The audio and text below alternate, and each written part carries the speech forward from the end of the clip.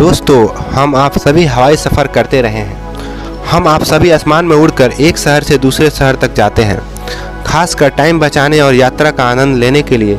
लेकिन हम कम लोग ही जानते हैं कि आसमान जिस पर हम सफ़र करते हैं ये बहुत ही रहस्यों से भरा है। हमें लगता है कि हवाई सफ़र पर हम सबसे सुरक्षित हैं, लेकिन ऐसा नहीं है। आइए हम आपको बताते हैं एक ऐसी फ़्लाइट का किस्सा जो पूरे 1-2 नहीं 92 कंकालों को लेकर सफ़र करती रही। स्वागत है आप सबका मेरे चैनल में मिस्ट्री विद तारीफ। वीडियो अच्छी लगे तो लाइक और सब्सक्राइब करना ना भूलें। तो चलिए गाइस शुरू करते हैं।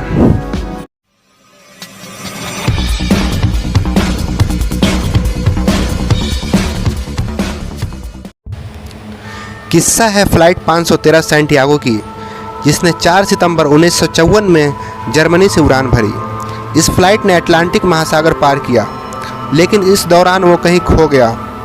बहुत कोशिश करने के बाद भी फ़्लाइट का पता नहीं चल सका। कई सारी जांच एजेंसियां ने इनका पता लगाने की कोशिश की, लेकिन फ़्लाइट का पता नहीं चल सका। आखिरकार यह मान लिया गया कि फ़्लाइट कहीं क्रैश हो चुकी है। उसमें बैठे सभी यात्री मौत का शिकार हो चुके हैं। सालों बीते, लेकिन अचानक एक दिन कुछ ऐसा हुआ जिसने सभी को होश उड़ा दिए। दिन था 12 अक्टूबर 1989। एक फ़्लाइट ने पोर्ट ब्राज़ील के एयरपोर्ट के चक्कर लगाना शुरू किया। फ़्लाइट में किसी तरह का कोई कम्युनिकेशन नहीं था। फ़्लाइट के आने की कोई सूचना भी एयरपोर्ट के अधिकारियों को नहीं थी।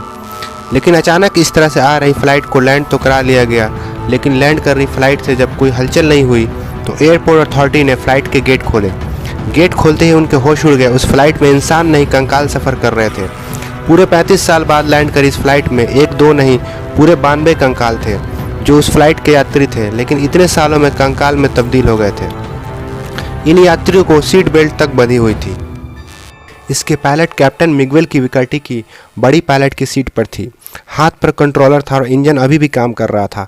पैरानॉर्मल एक्सपर्ट के मुताबिक डॉक्टर कैल्सो अटेलो की थ्योरी के मुताबिक अभी भी वार्म होल्स और कहीं ना कहीं इन होल्स में ये प्लेन खो गया और उसके बाद इतने सालों बाद लौटा। सरकार ने इसे छुपाने की बहुत कोशिश की, लेकिन आखिरकार ये अखबारों की सुर्खियों बना रहा और लोगों को पता चल गया।